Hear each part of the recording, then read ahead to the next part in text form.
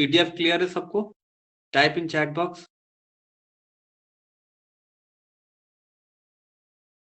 ठीक है,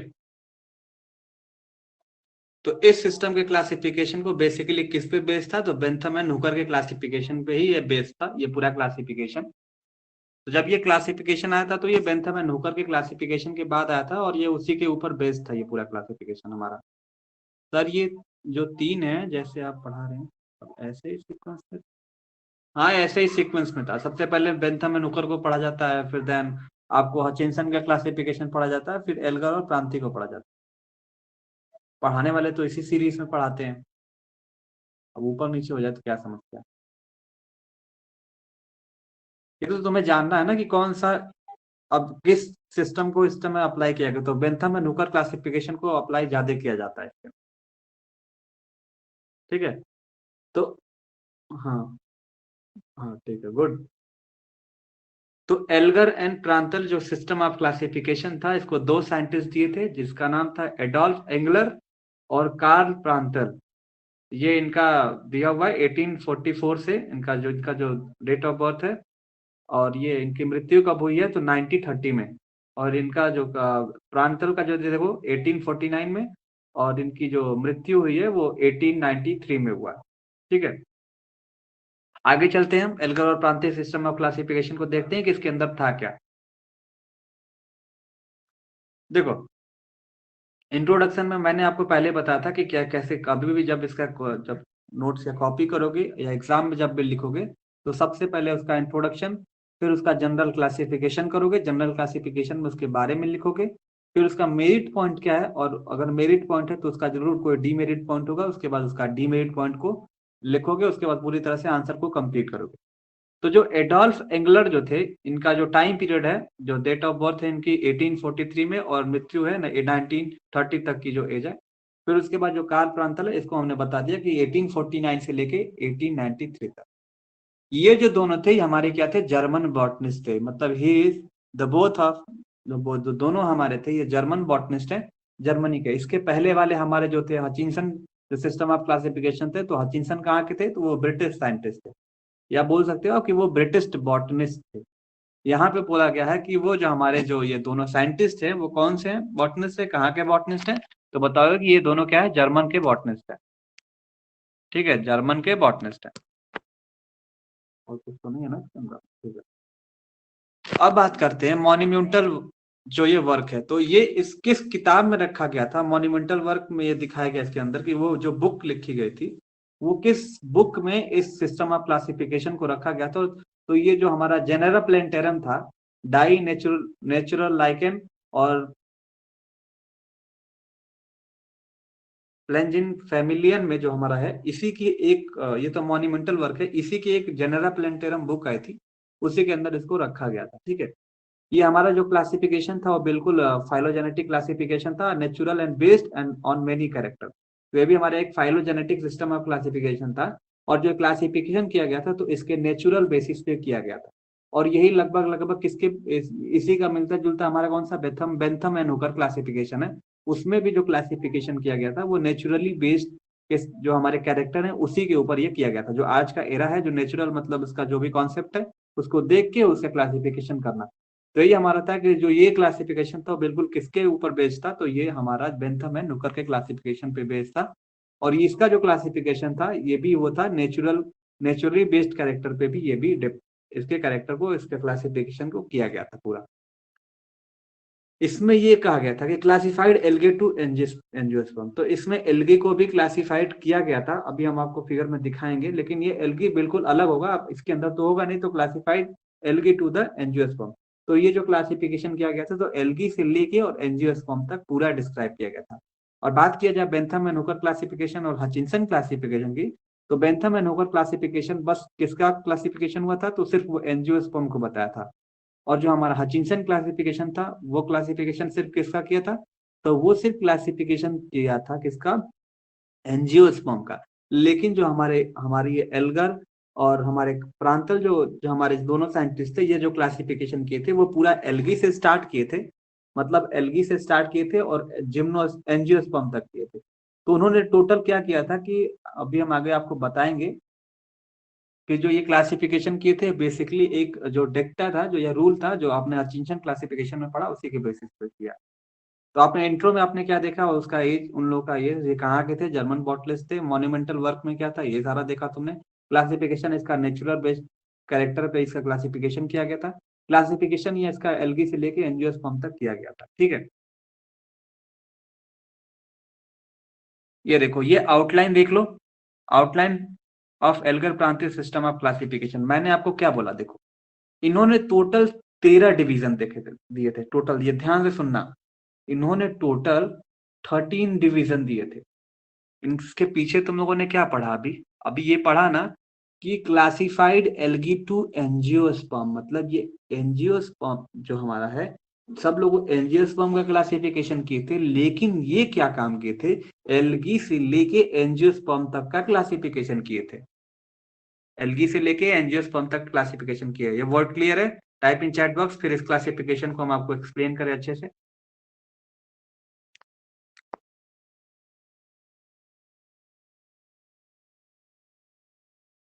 हाँ, देखो भाई, एल्गी और हमारा जो एंगुलर और प्रांतल क्लासिफिकेशन हमारा जो था, जो दोनों लोगों ने क्लासिफिकेशन किया था, इसका आउटलाइन तुम देखोगे तो मैंने आपको क्या बताया कि वो एल्गी से शुरुआत किए और जाके खत्म किए एंजियोस्पर्म में। तो उन्होंने क्या था कि टोटल 13 डिवीजन में डिवाइड किया था। ध्यान से सुना, इस 13 डिवीजन पे ध्यान देना। उन्होंने 13 डिवीजन को ध्यान मतलब दिया था। लेकिन सुनो, देखो जो इनका 11 हो गया तुम्हारा 1 से लेके 12 तक, जो 1 से 12 तक था वो बैक्टीरिया से लेके टेरिडोफाइट था 1 से 12 के अंदर। जो 13वां क्लासिफिकेशन था, उसी 13वें क्लासिफिकेशन में इन्होंने ये एंजियोस्पर्म की फैमिली को और जिम्नोस्पर्म के फैमिली को रखा था, किसमें, 13वें वाले में। और इसी 13वें को इन्होंने एक्सप्लेन किया गया था, अच्छे से एक्सप्लेन किया था। तो एल्गर एंड क्रांति का जो 13 वाला पोर्शन है, जो थर्ड मतलब बोलोगे 13वां डिवीजन जो है, इसी को बेसिकली फोकस किया गया एल्गिर और प्रांतीय सिस्टम ऑफ क्लासिफिकेशन में। तो ध्यान देना, अगर एक वर्ड में पूछा जाए कि how many division the Elgar and जो क्लासिफिकेशन को हाउ मेनी कितने डिवीजन में रखा गया था, ये दोनों साइंटिस्ट ने ये जो सिस्टम ऑफ क्लासिफिकेशन में वो कितने डिवीजन में रखा था, तो आप बताओगे सर 13। अब ये बताया जाएगा कि जो एम्ब्रियो फाइटा इन्होंने दिया था, जो 13वां दिया था, ये 13वां नहीं पूछेगा, पूछेगा कि एम्ब्रियो फाइटा जो सिस्टम जो क्लासिफिकेशन उसका था, जो डिवीजन था उसका, जिसके अंदर एंजियोस्पर्म और जिम्नोस्पर्म, जिसके अंदर आप सारे सिस्टम ऑफ क्लासिफिकेशन को पढ़ते हैं, हचिंसन का भी और हमारा कौन सा था, बेंथम एंड हुकर का भी, वो कौन सा नंबर का डिवीजन है, तो बताओगे 13वें नंबर का डिवीजन है वो। तो आप फिर से ध्यान देना, 12 तक तो बैक्टीरिया से लेकर टेरिडोफाइट तक भी बात किया गया है, लेकिन 13वें में इसको बात किया गया है, जो हमारा कौन सा है, एंजियोस्पर्म एंड जिम्नोस्पर्म इसके अंदर आएंगे। तो ये 1 to 12 क्या है और 13 क्या है, ये क्लियर हुआ, से यस और नो, कि what is 1 to 12 and what is 13 division, 13वां डिवीजन हमारा क्या है। तो यही चीज एक लाइन आप लिखोगे पहले वाले इंट्रोडक्शन में कि जो सिस्टम ऑफ क्लासिफिकेशन है वो एल्गी से लेके और वो पूरा एंजियोस्पर्म तक रखा गया था। और एंजियोस्पर्म और जिम्नोस्पर्म जो था एक डिवीजन में रखा गया था, उस डिवीजन का नाम क्या है, एम्ब्रियोफाइटा। और ये एम्ब्रियोफाइटा था वो 13वें डिवीजन में था। और लेकिन उसके पहले जो बाकी जो सारी पोर्शन है वो 1 से लेके 12 तक कवर किए थे वो। आउटलाइन ऑफ एंगुलर एंड प्रांतीय सिस्टम ऑफ क्लासिफिकेशन, ये डिवीजन वाला कॉन्सेप्ट क्लियर हुआ कि उनको दो पार्ट में डिवाइड किया गया था, जिसमें 1 से 12 हमारे थे बैक्टीरिया से टेरिडोफाइट, और 13वां हमारा क्या था, एम्ब्रियोफाइट, जिसके अंदर हम जिम्नोस्पर्म एंजियोस्पर्म को पढ़ते हैं। और बेसिकली सिस्टम ऑफ क्लासिफिकेशन जो हमारा है, जो ट्रूली नेचुरली कैरेक्टर पे बेस्ड है, तो हमारा ये सारा इसके ऊपर हम क्या पढ़ रहे हैं, जो ये वाला जो नया वाला एम्ब्रियोफाइटा का सिस्टम ऑफ क्लासिफिकेशन है, इसके तो इसको तो ही हम लोग देख रहे हैं ना। बेंथम एंड हुकर भी इसी को एक्सप्लेन किया, हचिंसन ने भी इसी को एक्सप्लेन किया, लास्ट वाले पे फोकस किए हैं। तो नेचुरल सिस्टम ऑफ क्लासिफिकेशन है। Okay, is it clear to all of you? ठीक है, अब बात करते हैं एम्ब्रियोफाइटा, मतलब 13वां डिवीजन हमारा, इसको पॉइंट वाइज में आप लिख सकते हो। तो एम्ब्रियोफाइटा जो हमारा यहाँ पे दिया हुआ है तुमको, ये एम्ब्रियोफाइटा, ठीक है, एम्ब्रियोफाइटा को बेसिकली दो पार्ट में डिवाइड किया जाता है। एक हमारा सब डिवीजन हमारा है, तो टू सब डिवीजन में कौन सा, मान लो यहाँ पे हम ए कर लेते हैं और दूसरा हम कर लेते हैं बी, एक जिम्नोस्पर्म में और एक एंजियोस्पर्म में। और बेसिकली हमें किसके बारे में पढ़ना है यहाँ पे, एंजियोस्पर्म में। फिर आगे चल के जो हमारा एंजियोस्पर्म है, वो बेसिकली दो क्लास में डिवाइड था, एक मोनोकॉट में और एक डाइकॉट में। किसमें डिवाइड है? मोनोकॉट में डिवाइड है और एक डाइकॉट में डिवाइड है। तो दो सब क्लास में डिवाइड कैसे है? मोनोकॉट में और डाइकॉट में। और आगे चल के मोनोकॉट का कोई डिवीजन नहीं होता है, लेकिन डाइकॉटलिडॉन का डिवीजन हो जाता है। और मोनोकॉट में हमने क्या देखा कि इसमें 11 ऑर्डर और 45 फैमिली हैं, और डाइकॉटलिडॉन में हमारे कितने हैं? और डाइकॉटलिडॉन जाके आगे सब क्लास से दो सब क्लास में डिवाइड हो जाता है, एक आर्किक्लेमाइडी और एक मेटाक्लेमाइडी। नाम कैसे रखोगे? आर्किक्लेमाइडी, अगर आप शॉर्ट ट्रिक अपना याद रखना चाहो इसको, तो ARMY, आर्मी। ए आर हमारा क्या हो गया? आर्किक्लेमाइडी, और MI हमारा कौन सा हो गया? मेटाक्लेमाइडी। तो आर्किक्लेमाइडी में 33 ऑर्डर होते हैं और 206 फैमिली होती है, और मेटाक्लेमाइडी में हमारे कितने होते हैं? 11 ऑर्डर होती है और 52 फैमिलीज होती है।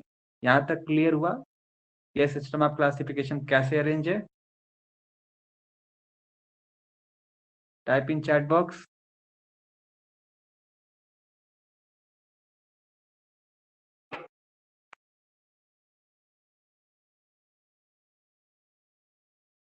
इंट्रोडक्शन आपको पता है कैसे लिखना है, क्या इनके बारे में लिखना है? हो गया?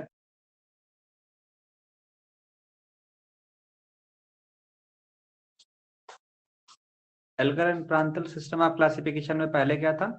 आपको मैंने बताया 1 से 12 तक इनको रखा गया था बैक्टीरिया और टेरिडोफाइट्स के अंदर। 13वें की हम बात करेंगे जिसमें हम जिम्नोस्पर्म एंजियोस्पर्म को रखते हैं। हम इसी के बारे में हम सारे सिस्टम ऑफ क्लासिफिकेशन में हम बढ़ रहे हैं। फिर मैंने आपको बताया कि जिम्नोस्पर्म एंजियोस्पर्म में जिम्नोस्पर्म डिवाइड नहीं होता है।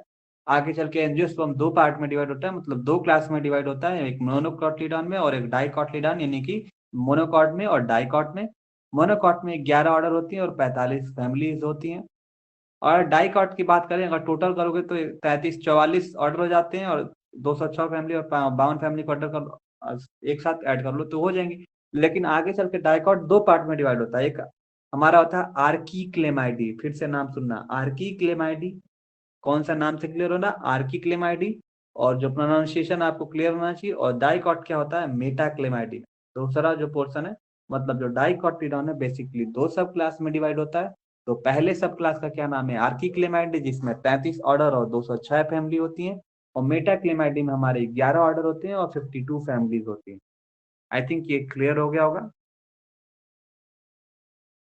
अब बात करते हैं, इस चार्ट को एक बार फिर से समझते हैं। देखो,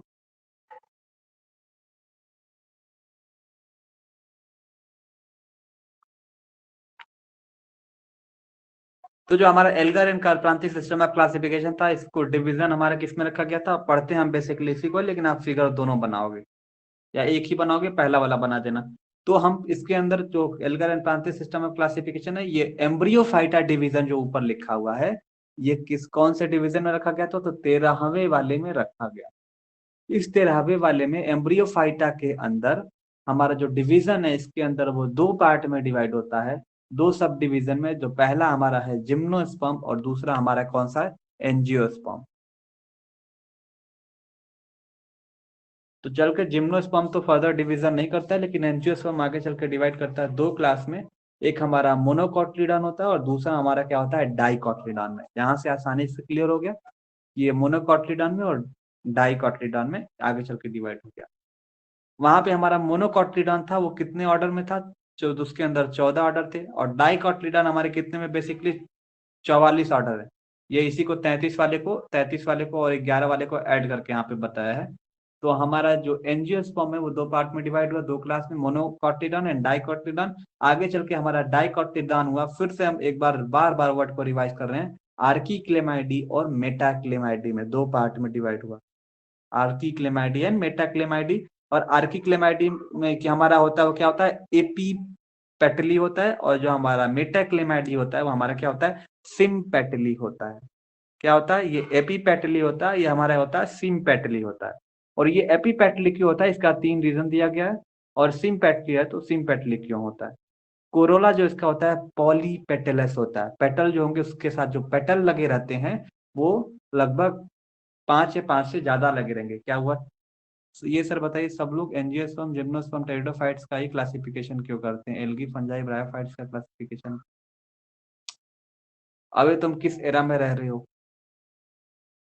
जो हमारा जो एल्गी का क्लासिफिकेशन था और ये इसका सिस्टम ऑफ क्लासिफिकेशन इसलिए नहीं करते हैं क्योंकि ये जो डायनासोर्स के पीरियड थे उसके पहले जब अर्थ पृथ्वी जब बनना स्टार्ट हुई थी तब ये सिस्टम तब ये सारे जो थे ना ये जो हमारा एल्गी वगैरह का एरा चल रहा था तब तक फिर जिम्नोस्पर्म ये जो बड़े बड़े प्लांट तब तक आ गए थे हमको आई थिंक जब ये डायनासोर्स वगैरह आए थे तब तब हमारा एरा कुछ और था ना।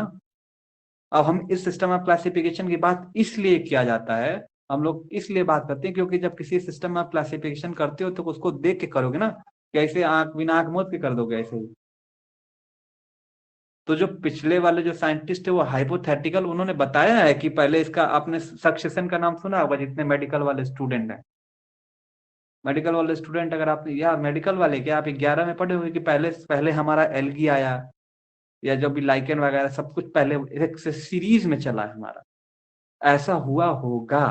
इनका एक हाइपोथेटिकल सोच थी और जो ये जो स्टडी किए हैं उनके एरा में ये सारे प्लांट अवेलेबल थे तो इसीलिए अब इस टाइम तुमको अगर बोला जाएगा जाओ तुम स्टडी करो ठीक है तुम अब अपना एक अलग क्लासिफिकेशन तो उच्च लेवल का तुम जाओगे तो तुम अपना एरा का जो इस टाइम का जो प्लांट है एंजियोस्पर्म का इसको देखोगे बताओगे कि हाँ आम वगैरह होता है इसमें ये है इसके जो लीव्स वगैरह ये है पॉलीपेटलस गेमोसेप्लस जो भी इसकी रिकॉर्डिंग तुम्हें जो मिलेगा वो सारा रिकॉर्ड करोगे और बताओगे। फिर तुमसे बोलेंगे कि चलो भाई तुम बैक्टीरिया वाला लाइकेन वाला बताओ एल्गी वाला बताओ क्या था। तो जब उस एरा में जब वो पृथ्वी जब एल्गी के कंडीशन में थी तो जब तुम थे ही नहीं तो पूरा उसका क्लासिफिकेशन कैसे कर सकते हो। How is it possible nothing is possible. इसीलिए हम जिम्नोस्पर्म और एंजियोस्पर्म की जो क्लासिफिकेशन हम आसानी से कर देते हैं और उसका क्लासिफिकेशन आसानी से नहीं करते हैं। तो आपको हमने बताया कि कोरोला इसमें क्या होता है पॉलीपेटलस होता है और जस्ट इसका अपोजिट हमारा होता है याद रख सकते हो बिल्कुल आसान है आर्किक्लेमाइडी और मेटाक्लेमाइडी में 2 पॉइंट लिखने में आपको कोई दिक्कत नहीं होगी। इसका अगर कोरोला पॉलीपेटलस है तो मेटाक्लेमाइडी का जो कोरोला होगा वो गेमोसेप्लस होगा।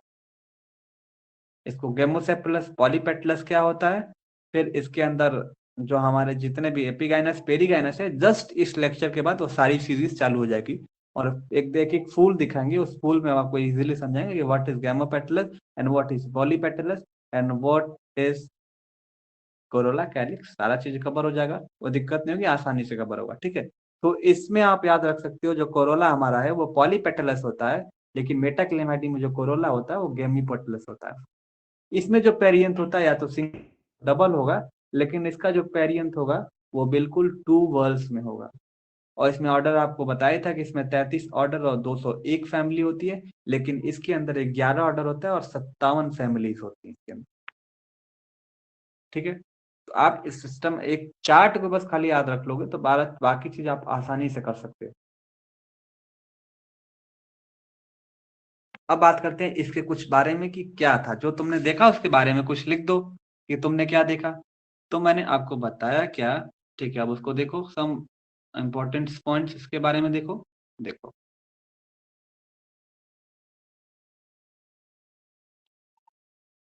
Based on Eichler system who was the first person to propose evolutionary system of classification। तो ये जो हमारा सिस्टम ऑफ क्लासिफिकेशन है वो एक्लर सिस्टम पे बेस्ड है जो एक पहले साइंटिस्ट है जिन्होंने इवोल्यूशनरी सिस्टम ऑफ क्लासिफिकेशन को प्रपोज किया गया मतलब बताया था उन्होंने जो बताया था उसी सिस्टम ऑफ क्लासिफिकेशन से कुछ ये मिलता जुलता है। इसमें जो मोनोकॉट है वो कितने डिवाइडेड है कितने ऑर्डर में तो ये 11 ऑर्डर में और 45 फैमिली में जो इसका मोनोकॉट है वो डिवाइडेड है। तो इसमें हम आपको देखा कि आपने डाइकॉट के बारे में आपने इसमें एक्सप्लेन किया है मोनोकॉट में इसमें एक्सप्लेन नहीं किया है। तो आप मोनोकॉट में आप लिख सकते हो देखो यहाँ पे अगर आपको पीछे करें तो मोनोकॉट यहाँ पे डायरेक्ट आपको बता दिए कि ये 14 ऑर्डर में है और ये हमारे कितने में 44 ऑर्डर में। तो मोनोकॉट के अंदर हमने बताया भी वहां पे यहाँ पे भी हम बता देते हैं।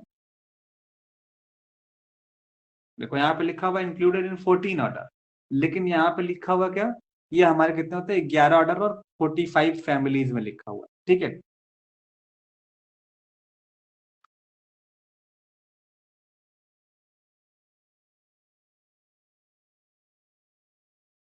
तो बेसिकली देख लेना यहाँ पे सही कर देना क्योंकि ये फिगर में जो हमारा है वो गड़बड़ दिया हुआ है यहाँ पे ये यहाँ पे 14 ऑर्डर नहीं होगा यहाँ पे कितना ऑर्डर होगा 11 ऑर्डर होगा ठीक है।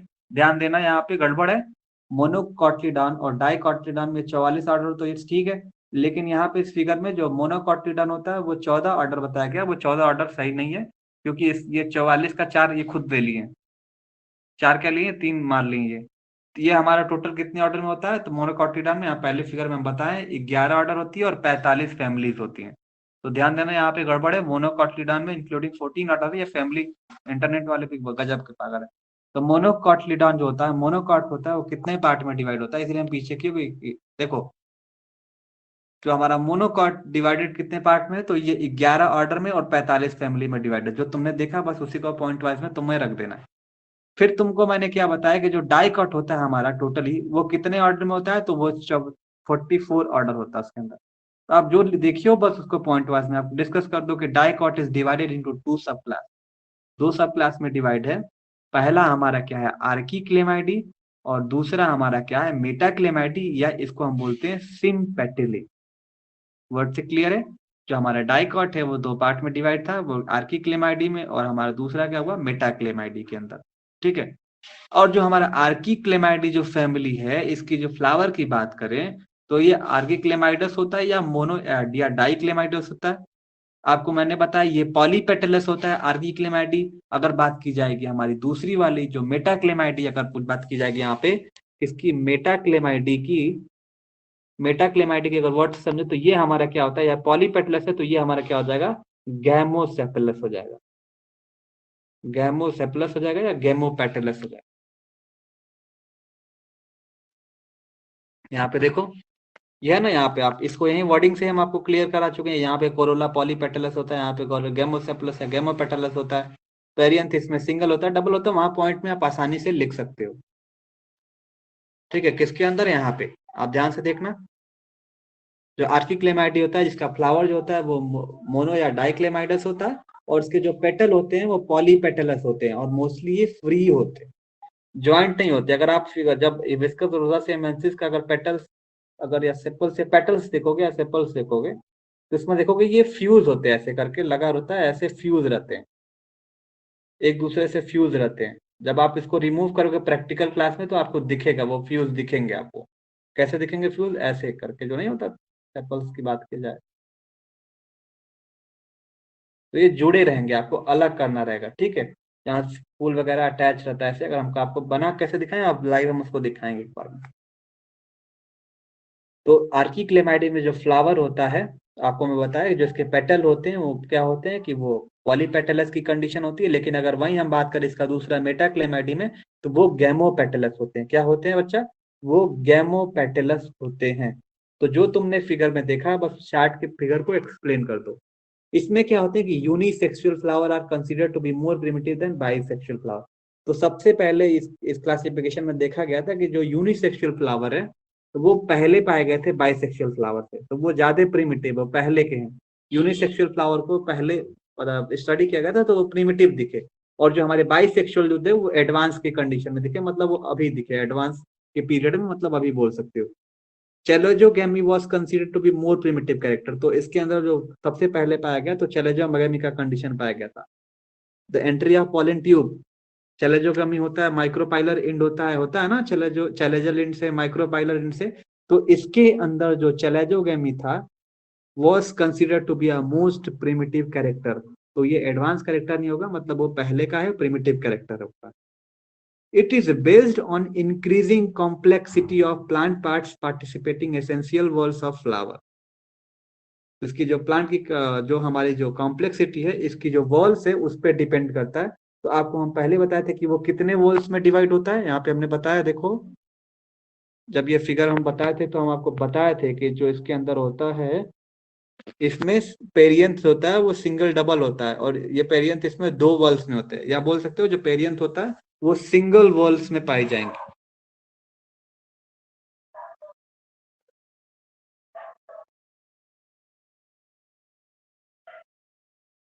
ठीक है, तो ये जो हमारा था, कहाँ चला गया भाई, अब देखो इसके अंदर क्या होगा, सिंगल वॉल्स पाया जाएगा। ओके, अब बात करते हैं एपीगाइनस की कंडीशन जो इसमें होती है वो ज्यादा एडवांस होती है, more advance than the hypogynous condition.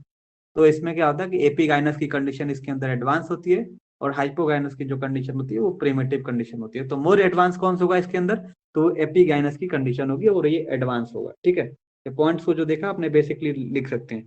हमने आपको यहाँ पे डिवीजन ऑफ जो हमारा लिखा हुआ है इस पर एम्ब्रियोफाइटा, इसके अंदर हम पढ़ते हैं जिम्नोस्पर्म और एंजियोस्पर्म, फिर से रिवाइज कर देते हैं। इसकी जो क्लास होती है वो मोनोकॉट में और डाइकॉट में डिवाइड होती है, जिसमें 11 ऑर्डर और 45 फैमिली होती है, और डाइकॉटिडॉन में 44 ऑर्डर होते हैं। आर्किक्लेमाइडी और मेटाक्लेमाइडी होता है। ठीक है, इसका नाम वर्ड आप ट्रिक से आर्मी से रख सकते हो, A R for archichlamydeae and M I for my for metachlamydeae हो सकता है। इतना आपको क्लियर हो सकता है। ठीक है, अब आते हैं इसके मेरिट पॉइंट पे। What is the merit point of this classification? This system provide the this system provide modern taxonomy की for the identification of each groups of plant. तो ये सिस्टम ऑफ क्लासिफिकेशन था वो एक मॉडर्न टेक्सोनॉमी की हमें provide करता है, ताकि हम किसी भी प्लांट के ग्रुप्स को आइडेंटिफाई कर सके। तो ये जो हमारा एक था, ये मॉडर्न टेक्सोनॉमिकल कीज की तरह था, जो हमें किसी भी हम नए प्लांट ग्रुप को हम आइडेंटिफाई कर सकते थे। ठीक है, और दूसरा मेरिट पॉइंट हमारा ये था इसका कि the position of Orchidaceae at the end of monocot is also very accurate as it was most evolve family in monocot. तो आपने इसके पहले याद किया होगा हचिंसन के क्लासिफिकेशन में और ऑर्किडिएसी या ऑर्किडेल्स फैमिली था, जिसको हम मोनोकॉट में रखे थे। इस ये जो सिस्टम ऑफ क्लासिफिकेशन है, इसमें भी ये जो मोनोकॉट के अंदर जो हमारा आर्किडिएसी है वो भी एकदम लास्ट में रखा गया था। और जो आर्केडीएसी जो पोजीशन इसकी जो जो हमारी फैमिली थी, और जो आर्केडीएसी फैमिली है जो ये रखा गया मोनोकॉट के अंदर, ये बिल्कुल सही जगह पे रखा गया था, बिल्कुल एक्यूरेट, इसकी पोजीशन बिल्कुल सही थी। तो ये इसकी एक मेरिट पॉइंट थी, किसकी? आर्केडिएसी फैमिली की। और यही आर्केडिएसी फैमिली जो मोनोकॉट में रखा, वो बिल्कुल ये हचिंसन सिस्टम ऑफ क्लासिफिकेशन में भी रखा गया था। अब बात करते हैं जो इसका तीसरा मेरिट पॉइंट है, anatomical data were taken into the consideration in this system of classification for the first time. तो जो एनाटॉमी में पहली बार रखा गया था, एनाटॉमिकल मतलब किसी भी प्लांट का एनाटॉमिकल स्ट्रक्चर कैसे ड्रॉ करते हैं, उसके रूट सिस्टम, उसके बाद सारे सिस्टम को स्टडी करते हो। तो यही बोला गया था कि जो एनाटॉमिकल डेटा होता है, इस जो डेटा होता है, ये पहली बार, या data was taken to consideration in the system of classification पहली बार। तो जो एनाटॉमिकल डेटा था, इसका एनाटॉमी, किसी भी प्लांट का एनाटॉमी से, या उसके जो एनाटॉमिकल स्ट्रक्चर रूट सिस्टम से, या जिसके स्टेम सिस्टम को जब काट के जो स्टडी करते हैं, उसके जब डेटा को इसको पहली बार इस सिस्टम ऑफ क्लासिफिकेशन में रखा गया था फॉर द फर्स्ट टाइम। इसके पहले वाले सिस्टम ऑफ क्लासिफिकेशन में आप बेसिकली आपके उसके ऊपरी हिस्से को देख के बता सकते थे कि क्या है, किसके अंदर क्या नहीं है, क्या नहीं है, अगर है तो क्यों है, इसके सेपल से, इसके पेटल्स पे क्लासिफाई कर दे रहे थे। लेकिन इस सिस्टम ऑफ क्लासिफिकेशन के अंदर पहली बार एनाटॉमिकल डेटा को रखा गया था। ये इसका मेरिट पॉइंट है, और इसी के बेस पे क्लासिफिकेशन भी की गई थी। ये हमारे क्या थी, मेरिट पॉइंट थी। 3 पॉइंट आपको क्लियर हुए। अब चलते हैं इसके डी मेरिट पॉइंट पे। This system of classification, yeah, the system is not much practically utility. तो ये जब इस सिस्टम ऑफ क्लासिफिकेशन को प्रैक्टिकली किया गया था, तो ये उतना ये यूजफुल, या ये उतना नोटिसेबल, या उतना हमारे लिए प्रॉफिटेबल नहीं दिखा हमें। तो इसका डीमेरिट ये था कि जब सिस्टम को हम प्रैक्टिकली अप्लाइड किए थे, तो ये पूरी तरह से यूटिलाइज नहीं हुआ। ठीक है, the concept of primitive flower, मतलब यूनिसेक्सुअल, जो हमारा आर्किक्लेमाइडे के अंदर था, is against the modern concept of evolution. तो जो हमारा आर्किक्लेमाइडे के अंदर जो यूनिसेक्सुअल फ्लावर की कंडीशन रखी गई थी, बोला गया था कि यूनिसेक्सुअल फ्लावर की कंडीशन जो थी वो प्रिमिटिव थी। प्रिमिटिव मतलब यही थी हमारी प्रिमिटिविटी कैरेक्टर। ठीक है, तो जो ये वाला जो कॉन्सेप्ट रखे गए थे, प्रिमिटिव फ्लावर का कॉन्सेप्ट, जो यूनिसेक्सुअल का कॉन्सेप्ट होगा का? क्या कह रहे हो? प्रिमिटिव मतलब सिक्योर होगा का? प्रिमिटिव मतलब जो पहले जो मिला प्रिमिटिव। अब जो तुम्हें एडवांस के कैरेक्टर में, मतलब जो इस एरा में मिले, जो एडवांस की कैरेक्टर मिलेगी, वो तुम्हें दिखेगा कि वो बाइसेक्सुअल फ्लावर भी मिलेंगे आपको कहीं कहीं पे।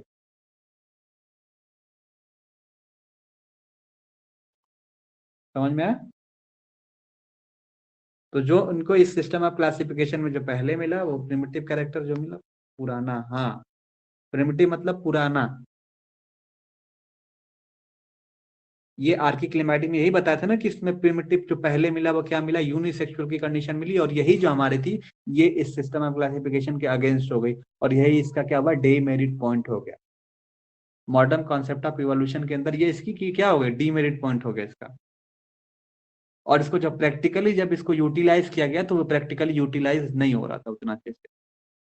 अगर कोई पूछा जाएगा कि कौन सा जो सिस्टम ऑफ क्लासिफिकेशन जो प्रैक्टिकली यूटिलाइज किया जाता है और प्रैक्टिकली वो पूरी तरह से आप कर सकते हो, तो वो Bentham and Hooker system of classification है।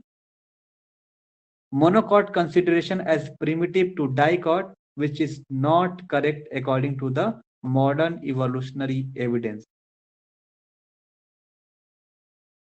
तो जो मोनोकॉट को प्रिमिटिव कंसीडर करते हैं डाइकॉट से, उसको जो करेक्ट अकॉर्डिंग जो हमारा सीक्वेंस है उसके हिसाब से, जो मॉडर्न इवोल्यूशनरीज है उसके हिसाब से ये सही नहीं माना गया था। तो ये हमारे क्या थे, 3 डीमेरिट पॉइंट थे। ठीक है, I think demerit point clear हो गया होगा, मेरिट पॉइंट भी।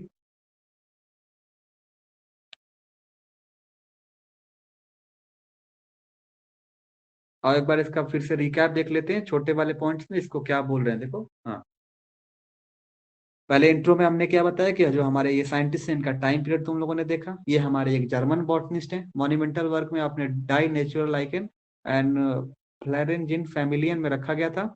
और क्लासिफिकेशन इसका क्या है, इसका क्लासिफिकेशन बिल्कुल फाइलोजेनेटिक है, natural based system of classification है। इसका जो क्लासिफिकेशन है वो एल्गी से लेके एंजियोस्पर्म तक बताया गया था, मतलब वो एल्गी को भी कंसिडर किए थे। हमने आपको पहले ही बताया कि उसमें 13 डिवीजन में रखा गया था।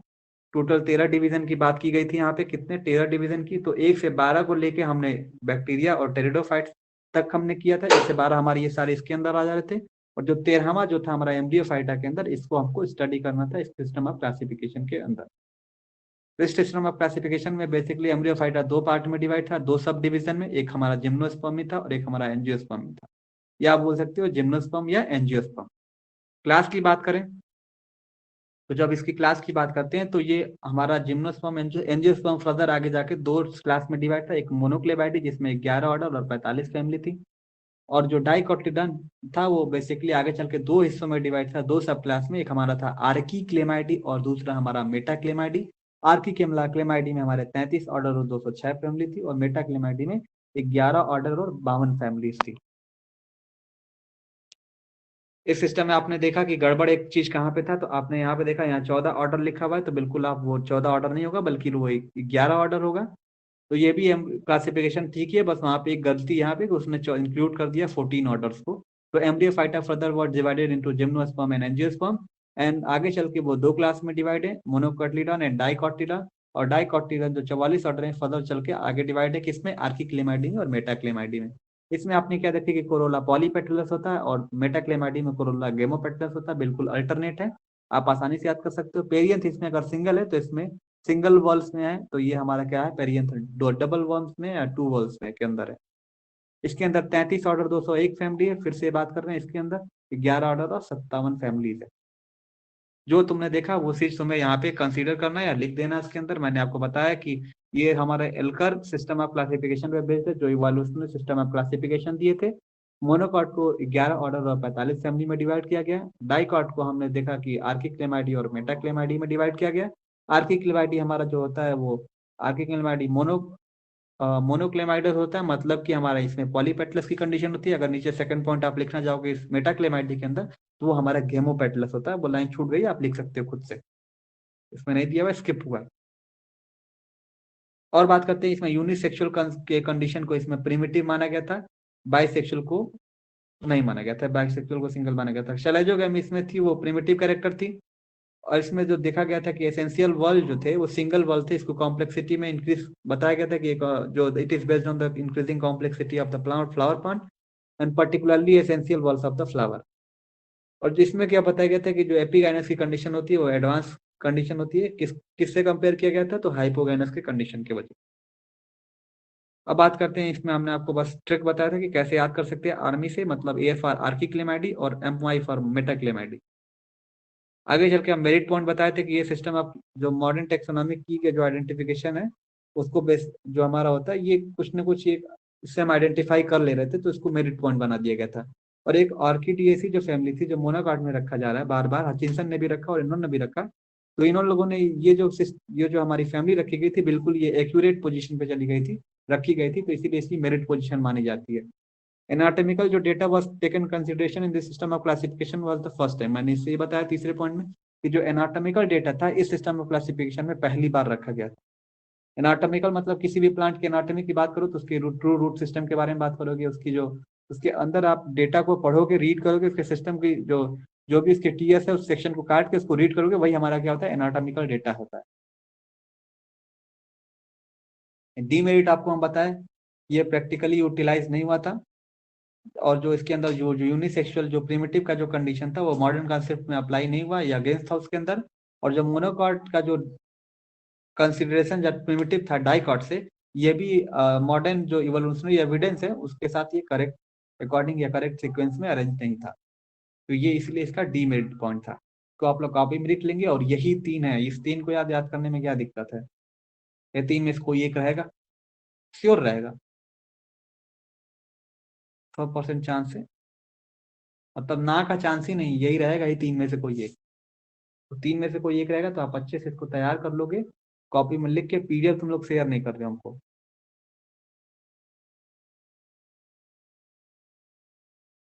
तुरंत नहीं भेजना, मतलब भेज देना, हाँ पता चलेगा तुम लोगों ने कर लिया। ओके, ठीक है, चलो तुम लोग लीव कर सकते हो। Okay, you can leave the class.